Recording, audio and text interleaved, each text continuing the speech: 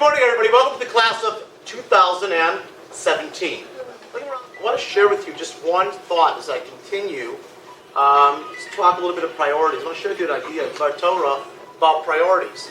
There's an interesting midrash that says that there are. Ask what the most important pasuk is in the Torah. What's the most important pasuk in the Torah? I don't want to give me a. Let's say what's the most important one. Get this. Pick one. Which one would you pick? Anybody got some? Oh, you could. Lots of pasukim in the Torah. They don't have to give the exact pasuk. Give me the basic. What do you say? What? Shema. You said? You could say Shema. Could say Shema. And in fact, in this midrash I'm going to quote for you, there are three opinions. One of them actually says Shema. Very good. I want to guess anything else that might be an important pasuk in Torah. Yeah. Yeah. Do you guys know this medrash cold? I mean, it's unbelievable. Okay. The medrash says that there are three opinions cited, which is about what is the most important pasuk in the Torah. First opinion suggests right? Gotta love everybody. You gotta be a good person. You gotta know everybody. Second opinion, Shema Yisrael Hashem Elokeinu Hashem Echad. You gotta believe in God. Third opinion, go for it. You know your stuff. How do you know this medrash? I have no idea. Why don't we see high school education? You guys got a good education. Why not high school education? Connie K, 10th grader, knows his stuff. In a remarkable pshat, the third opinion in the medrash, suggested by Ben Azai, says the most important pasuk in Torah is Et hakeves echad taseh b'boker ve'et hakeves hasheni taseh bin arba'im. That's a pasuk that talks about the importance of bringing korbanot every day. It doesn't really fit in. I understand completely the idea of Shema, believe in Hashem.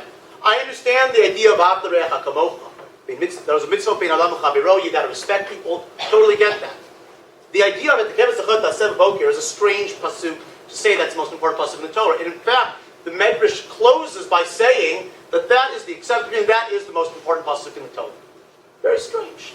Why would that be the most important pasuk in the Torah? You want to give an answer? I was going to say, but I heard what you have to say, Tani. Go for it. Consistency. Yeah, so I think that's the key word. The key word is consistency.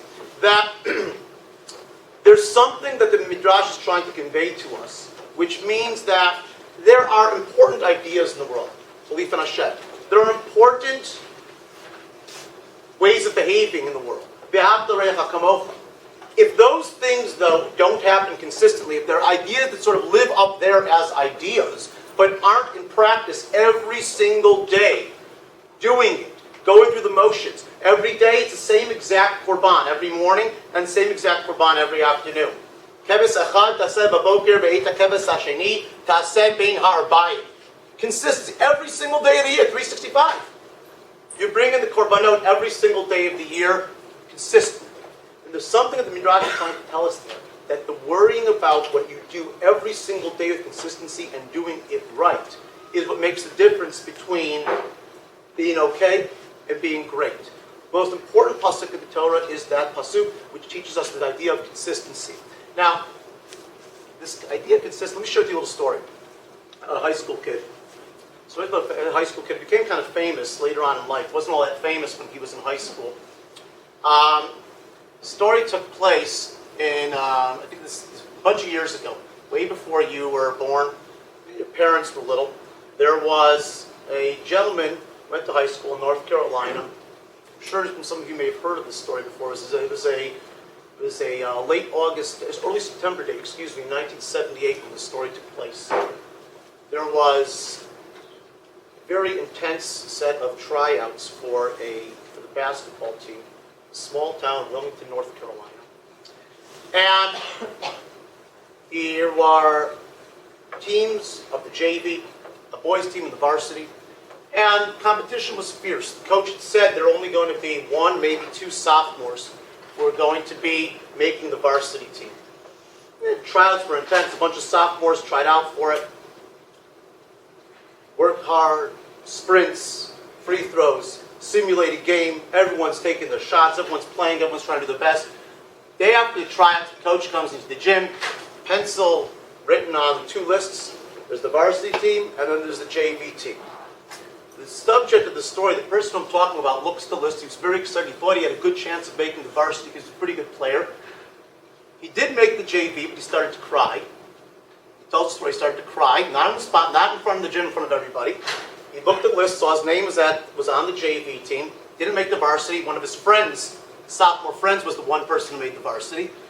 And then he went home, told his dad, started to cry, and then, at that point, his dad said to him, "Don't worry, Mike. You're going to keep trying, you're going to play basketball in the backyard, and you're going to perfect the jump shot." And that's when Michael Jordan, you figured it out? No one, you figured out what that was? Okay. So Michael Jordan decided to, in his backyard, continue shooting free throws, continue taking jump shots, continue perfecting the shot. He was the star of the JV team that year. And then, 20 years later, when he donated money back to the gym was renamed the Michael Jordan Gym at Laney High School in Wilmington, North Carolina.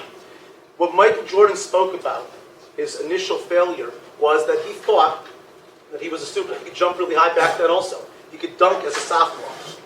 But he said it wasn't about the dunking, it wasn't about the spectacular plays, it was about he didn't have the jump shot. He couldn't shoot the free throws. He wasn't a good passer.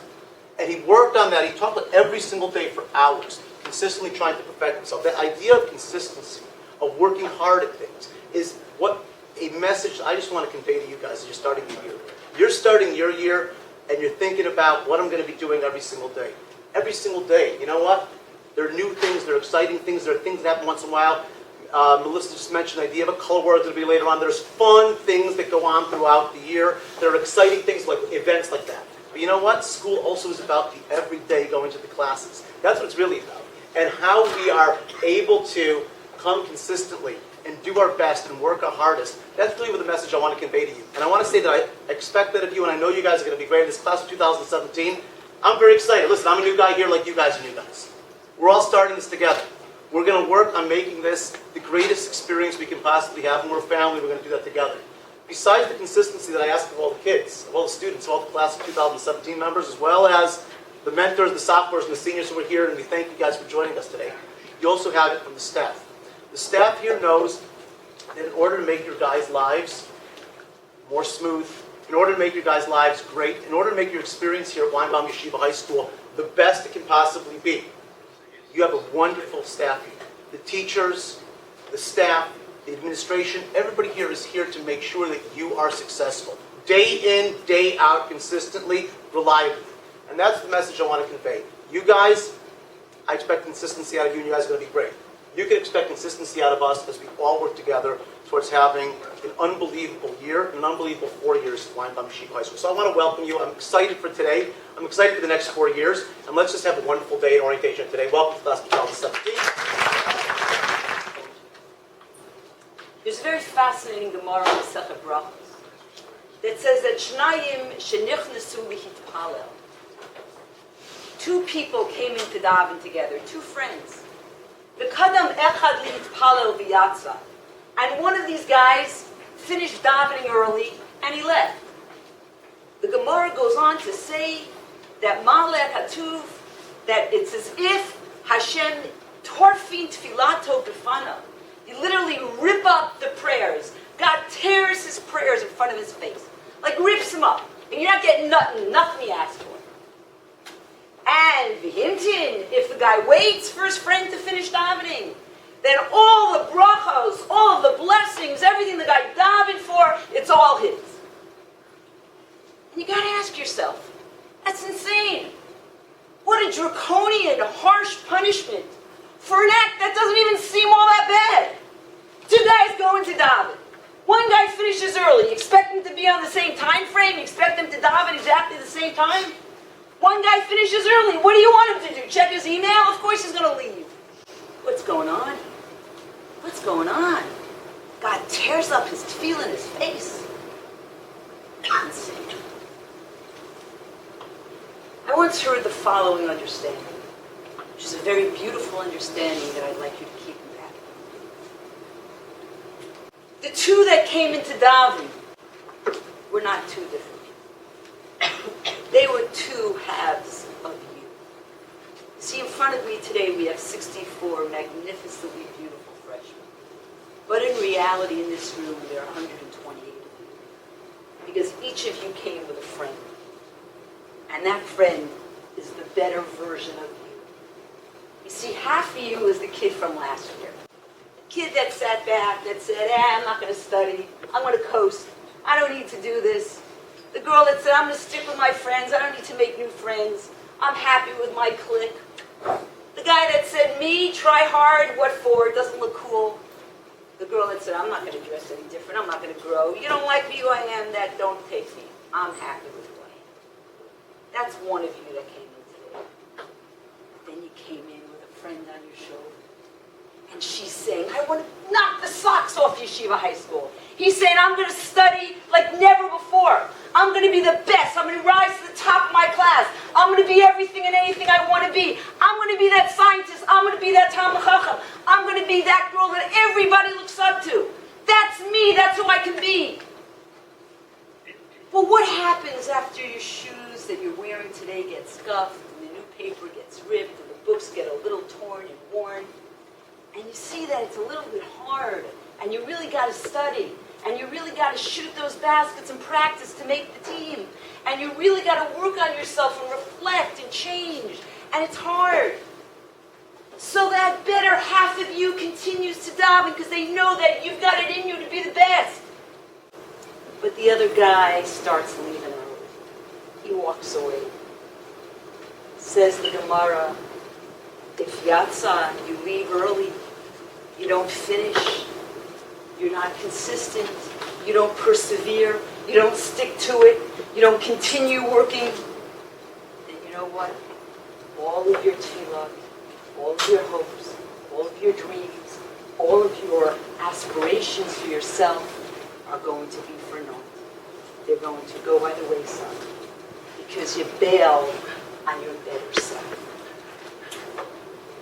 My dear students, today I tell you, and the one message I impart to you is stick with it. Become that person that you brought in today. Keep up that excitement. Get involved. Challenge yourself. Yes, it's going to get hard. Yes, it's going to get old. Yes, it's going to get routine. But stick to it.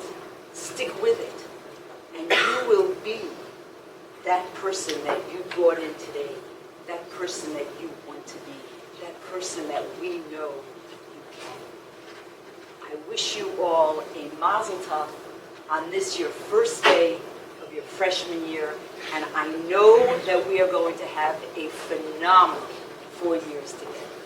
Mazel tov again, and I introduce you again.